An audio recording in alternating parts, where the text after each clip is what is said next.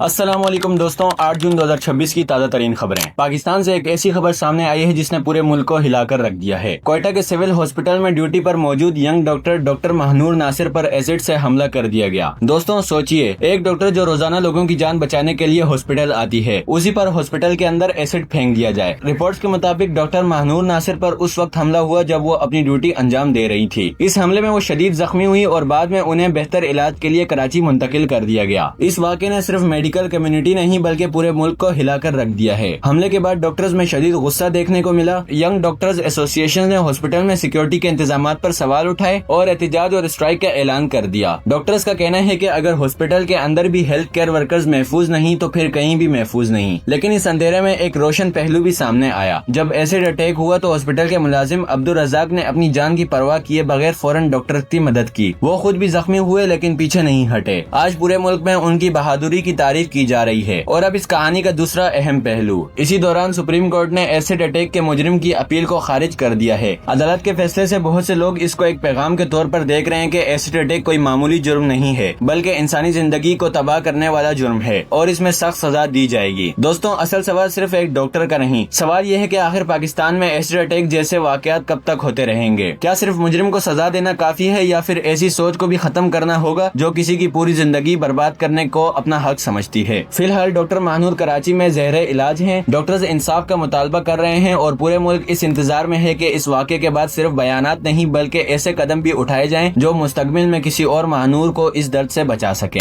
Middle asset سے ایک اور بڑی اور اہم خبر سامنے آئی ہے۔ ایران کی فوج نے اعلان کیا ہے کہ فی الحال اسرائیل پر ان کے حملے روک دیے گئے ہیں، لیکن ساتھ ہی ایک سخت وارننگ بھی دی ہے۔ ایران کا کہنا ہے کہ اگر اسرائیل نے لبنان پر دوبارہ حملہ کیا تو تہران پھر سے اسرائیل کے خلاف ملٹری آپریشن شروع کر دے گا۔ دوستوں یہ بیان اس وقت سامنے آیا جب چند گھنٹوں پہلے ایران اور اسرائیل کے درمیان میزائلز اور ایئر اسٹرائیک کا نیا سلسلہ دیکھنے کو ملا۔ ایران نے اسرائیل پر میزائل حملے کیے جبکہ اسرائیل نے جواب میں ایران کے کئی ملٹری ٹارگٹس کو نشانہ بنایا۔ اس سے پورے ریجن میں ایک نئی جنگ کا خطرہ پیدا ہو گیا تھا۔ ایران کا کہنا ہے کہ اسرائیل نے بیروت اور لبنان میں کارروائی کر کے تمام ریڈ لائنز کراس کر دی ہیں۔ اسی وجہ سے تہران نے اسرائیل کو دردناک جواب دینے کا دعویٰ کیا اور اب کہہ رہے ہیں کہ اگر لبنان کے خلاف آپریشن رک جائے تو وہ بھی اپنے حملے روک کر رکھے گا، لیکن اگر اسرائیل نے پھر سے لبنان کو نشانہ بنایا تو اس بار ایران کا ریئیکشن پہلے سے زیادہ سخت ہو سکتا ہے۔ دوسری طرف امریکہ بھی اس صورتحال کو کنٹرول کرنے کی کوشش کر رہا ہے۔ ڈونلڈ ٹرمپ نے دونوں ملکوں سے فائرنگ روکنے کی اپیل کی ہے اور دعویٰ کیا ہے کہ سیز فائر اور امن کی کوششیں جاری ہیں، لیکن گراؤنڈ پر حالات اب بھی کافی نازک نظر آ رہے ہیں۔ سب سے اہم بات یہ ہے کہ اب پوری دنیا کی نظریں لبنان پر لگی ہوئی ہیں۔ اگر اسرائیل نے وہاں کسی بڑے آپریشن کا فیصلہ کیا تو ایران کے دوبارہ جنگ میں کودنے کے امکان مزید بڑھ سکتے ہیں۔ یعنی فی الحال بمباری رک گئی ہے لیکن مڈل ایسٹ میں امن ابھی بھی بہت نازک دھاگے سے لٹکا ہوا نظر آ رہا ہے۔ یوکرین اور رشیا کی جنگ کو 2 سال سے زیادہ عرصہ گزر چکا ہے، لیکن اب یورپ سے ایک ایسی خبر سامنے آئی ہے جو اس خونی تنازع کے ختم ہونے کی امید پیدا کر رہی ہے۔ یورپین لیڈرز کا اعلان ہے کہ وہ یوکرین اور رشیا کے درمیان ممکنہ سیز فائر ٹاکس کی حمایت کرنے اور امن کی کوششوں کو آگے بڑھانے کے لیے تیار ہیں۔ دوستوں یہ جنگ صرف 2 ملکوں تک محدود نہیں رہی، اس نے پوری دنیا کو متاثر کیا ہے۔ لاکھوں لوگ اپنے گھروں سے بے گھر ہوئے،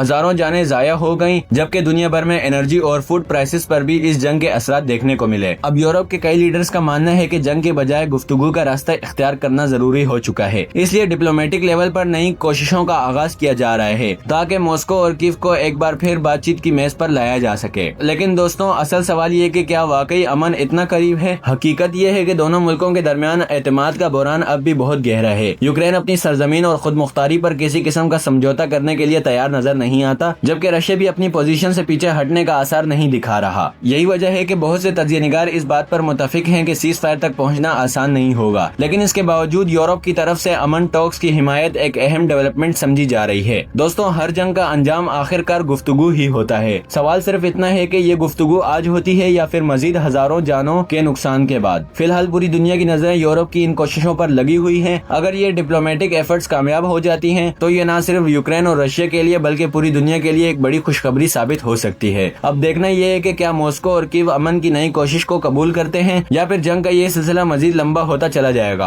ایشیا سے ایک انتہائی افسوسناک اور دل دہلانے والی خبر سامنے آئی ہے۔ فلپینس میں ایک آنے والے طاقتور زلزلے نے تباہی مچا دی اور رپورٹس کے مطابق کم از کم 32 افراد اپنی جان سے ہاتھ دھو بیٹھے، جبکہ کئی لوگ زخمی ہوئے ہیں اور درجنوں کے ملبے تلے پھنسے ہونے کا خدشہ بھی ظاہر کیا جا رہا ہے۔ دوستو ذرا سوچئے، لوگ اپنے روزمرہ کے کاموں میں مصروف تھے، اچانک زمین زور زور سے ہلنا شروع ہو گئی، چند لمحوں میں عمارتیں لرز اٹھیں، لوگ خوفزدہ ہو کر سڑکوں پر نکل آئے اور ہر طرف چیخوں پکار مچ گئی۔ رپورٹس کے مطابق زلزلہ اتنا طاقتور تھا کہ کئی عمارتوں کو نقصان پہنچا، سڑکوں में दरारें पड़ गई और मुतअद्दिद इलाकों में बिजली और कम्युनिकेशन का निजाम भी मुतासिर हुआ। रेस्क्यू टीम्स फौरन मुतासिर इलाकों में पहुंच गई और मलबे तले फंसे अफराद को निकालने के लिए ऑपरेशन जारी है। दोस्तों, फिलीपींस दुनिया के उन चंद मुल्कों में शामिल है जो पैसिफिक रिंग ऑफ फायर पर वाक़ हैं। इसी वजह से यहाँ ज़लज़लों और आतिश फिशा पहाड़ों की सरगर्मियाँ अक्सर देखने को मिलती हैं। लेकिन हर नया ज़लज़ला अपने पीछे तबाही और दुख की एक नई कहानी छोड़ जाता है। सबसे ज्यादा तशवीश की बात यह है कि अथॉरिटीज ने आफ्टर शॉक यानी मजीद झटकों का खतरा भी जाहिर किया है। इसलिए मुतासिर इलाकों में लोगों को एहतियात बरतने और कमजोर इमारतों से दूर रहने की हिदायत दी गई है। दोस्तों, ऐसे लम्हात हमें याद दिलाते हैं कि कुदरत के सामने इंसान कितना बेबस है। चंद सेकंड्स के झटके पूरी जिंदगियां बदल देते हैं, घर तबाह हो जाते हैं और कई खानदान अपने प्यारों से हमेशा के लिए जुदा हो जाते हैं। फिलहाल रेस्क्यू ऑपरेशंस जारी हैं। हलाकतों में इजाफा होने का अंदेशा भी जाहिर किया जा रहा है और पूरी दुनिया फिलीपींस के मुतासिर अफराद के साथ हमदर्दी का इजहार कर रही है। अल्लाह ताला ज़लज़ले में जाँ बहक होने वालों पर अपनी रहमत नाजिल फरमाए और जख्मियों को जल्द सेहत अता फरमाए। गजा से एक और इंतहाई अफसोसनाक और दिल दहलाने वाली खबर सामने आई है। इसराइली हमलों का सिलसिला जारी है और ताज़ा रिपोर्ट्स के मुताबिक गजा के मुख्तलिफ इलाकों में किए गए हमलों में कम से कम 14 अफराद जाँ बहक हो गए हैं, जबकि कई दूसरे जख्मी बताए जा रहे हैं। दोस्तों, गजा में महीनों से जारी जंग ने आम लोगों की जिंदगियों को जहन्नुम बना दिया है। हर नए दिन किसी न किसी नए हमले, तबाही और जानी नुकसान की खबर के साथ शुरू होता है। ताज़ा हमलों के बाद मुतासिर इलाकों में अफरा तफरी मच गई और रेस्क्यू टीम्स मलबे तले फंसे अफराद को निकालने के लिए दौड़ती नजर आई। रिपोर्ट्स के मुताबिक हमलों का निशाना मुख्तलिफ रिहायशी इलाके बने, जहां आम शहरी भी मौजूद थे। हलाक होने वालों में खवातीन और बच्चों की मौजूदगी के खदशात भी जाहिर किए जा रहे हैं। हर नए हमले के बाद गजा के हॉस्पिटल्स पर मजीद दबाव बढ़ रहा है, जो पहले ही दवाओं, फ्यूल्स और मेडिकल सामान की कमी का सामना कर रहे हैं। दोस्तों, सबसे तकलीफ दे बात यह है कि जंग का सबसे बड़ा बोझ आम लोग उठा रहे हैं। वो लोग जो न सियासत का हिस्सा है और न ही किसी फैसले में शामिल, लेकिन फिर भी हर रोज अपनी जान बचाने के लिए जंग लड़ रहे हैं। दूसरी तरफ दुनिया भर की इंसानी हुकूक की तंजीम और कई ममालिक सीज फायर का मुतालबा कर रहे हैं। उनका कहना है कि अगर जंग इसी तरह जारी रही तो इंसानी बहरान मजीद संगीन हो सकता है और जानी नुकसान में इजाफा हो सकता है। फिलहाल रेस्क्यू ऑपरेशन जारी हैं, जख्मियों को इलाज देने की कोशिश की जा रही है और पूरी दुनिया की नजरें गजा की सूरत हाल पर लगी हुई हैं। आने वाले घंटों में हलाकतों की तादाद में मजीद इजाफा होने का अंदेशा भी जाहिर किया जा रहा है।